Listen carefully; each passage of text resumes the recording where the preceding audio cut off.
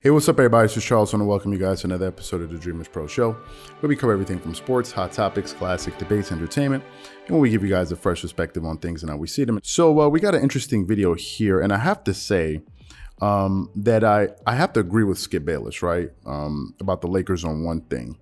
The Lakers are the most interesting team in the NBA by far. Skip Bayless always says it, and I agree with him, right? They are the most interesting team. They have so many storylines, so many different moving parts. Of course, you have the Lebron James perennial storylines, right? There's always something with him because he's the face of the NBA. He's always in constant pursuit of an NBA championship. He's known for being one of the players that whenever you put him on your team, you automatically become a championship contender. So every season, if you have the face of the NBA, right, the most known player in the NBA, if he's on a championship contending team, there's always going to be storylines around him, right? It's not only him. That's how it is usually been, over time. Then of course you have the Russell Westbrook, daily drama with him. One day, it's this, the next day it's that. And of course we have the Anthony Davis and Dwight Howard altercation. That was one thing. It's totally Hollywood, right? The Lakers are totally Hollywood, as they should be, right? That's just the way it is. There's always something going on with them. And as a former Lakers supporter, because y'all know Kobe Bryant's my favorite player, so obviously I must have been supporting the Lakers for quite some time, at least 10, 15 years or whatever it is. I know exactly what that fan base is like and what it's like to, really follow, the Lakers. But this season, the biggest scapegoat for the Lakers has been Russell Westbrook by far. And for two very good reasons. The first reason is because of his track record. Russell Westbrook is known to be a very exciting, high energy guy that's extremely volatile. He's led the league in turnovers. He's been in the top 2 or 3 in turnovers. That's just the type of guy he is, but he plays with a lot of energy. He plays with a lot of passion. He's led the NBA in triple doubles. He's now I think probably now he has the all-time record in triple doubles, and he's close to averaging a triple double this season. So the first reason is because of his track record, and the second reason is because of his current record with the Lakers. I can't overemphasize just how poorly Russell Westbrook is playing for the Lakers. I can't say it enough. This season, for the Los Angeles Lakers, he's averaging, according to these numbers, he's averaging 17.2 points per game. He's shooting 44% from the field, 44.7% from the field. So his field goal shooting percentage has gone up a little bit this season. His 3-point shooting percentage is 20%. I don't know what you're supposed to say with that. I'm going to get back to that in a moment. He's shooting 50% from the free throw line. I don't know what you're supposed to do with that with the point guard on your team, right? That's like Dwight Howard type numbers, but this is your point guard. Obviously, he's getting you 8.8 rebounds and 8.7 assists, and 1.7 steals, but he's getting you 5.7 turnovers.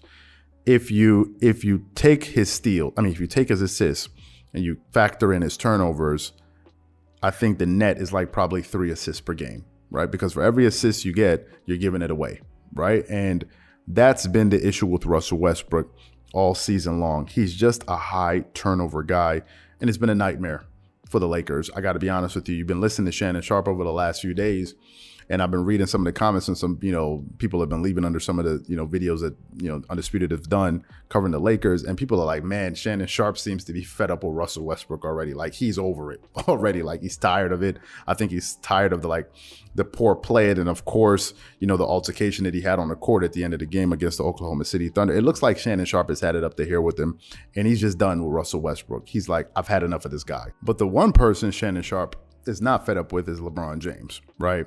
That's the guy he puts all of his hope and trust in. And last night he returned to the roster for the Lakers when they played against the Cleveland Cavaliers, and he helped power them to a victory. Right? He was his usual self. If I look at the box score here, he shot 45% from the field. He got 26 points in the game. He had 7 turnovers, which is un-LeBron-like, right? It's weird. I've never seen LeBron have so many high turnovers in so many games. I think it's probably the Russell Westbrook effect. He got 1 block, 3 steals, 8 assists, 3 rebounds. That's a bit weird because usually LeBron James gets more rebounds, but he was 100% He was 100% from the free throw line, which was excellent, but he went 1 of 10 from the floor. But we all know that LeBron James is going to have better numbers than that because you can just look at his track record. So nobody's going to sit here and scrutinize a 1 of 10 game that he had from the three-point line. We all know that he's going to have much better games than that. Now, he's by far their best player. I mean, not by far, but I think he is their best player, right? He is certainly the smartest player in the team, and he is their best playmaker. There's just no two ways, about it. And like any great all-time great player, he covers up a lot of the deficiencies that the Lakers have. I think this season, LeBron is going to have to win. If he's going to win with the Lakers, I think he's going to have to win in spite of Russell Westbrook. I don't think he's going to win because of Russell Westbrook assisting him. Some people have been throwing out the idea of Russell Westbrook coming off the bench. And people said, like Shannon Sharpe and others, like I think Stephen A. Smith said, there's no way that's happening. A guy that's earning $40 million a year, no way he's going to come off the bench. But I think there's some good reasons for him to come off the bench, right? There's some merit to that. Why? Because if Russell Westbrook is a very volatile player, and he is your point guard, and he can be turnover prone and all of these different things, and I don't think he meshes well with LeBron. If you're going to put the ball back in LeBron James's hand, which is something that the Lakers were trying to avoid from the beginning, and one of the reasons I think they got Russell Westbrook was to take away some of the ball handling responsibilities from LeBron. So if you're going to give the ball back to LeBron James, this begs the next question. You're moving Russell Westbrook off the ball. He's no longer the point guard, which means what? He's going to be the 2 guard, and then that's where the problems begin to surface. Why? Because Russell Westbrook is a terrible shooter. He is a terrible shooter. Now he's averaging 44% from the field. He's been playing, his numbers are a little bit worse than that, but he's a 20% three-point shooter, 21% three-point shooter, and he's a 50% free throw shooter. He can't hit 3, so he can't space the floor.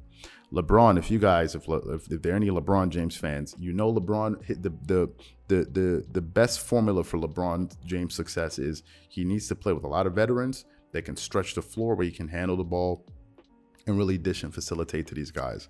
Russell Westbrook doesn't give that to the Lakers, and that's why I think it's a good idea for him to come off the bench. Now, some people say that's never going to happen, but I think he should.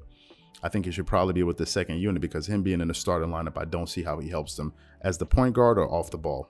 We're just talking about basketball here. We're not looking at names. So you got to look at how things fit on the court, given the type of systems that they're going to be running, especially in late games. If you start fouling Russell Westbrook, he's going to go to the free throw line and start making 50% of his free throws. I don't think that's what the Lakers want. I don't think that's what the Lakers envision. Then I think LeBron is going to have to make the tough decision and probably suggest that and say, hey, listen, we got to do what's best for the team.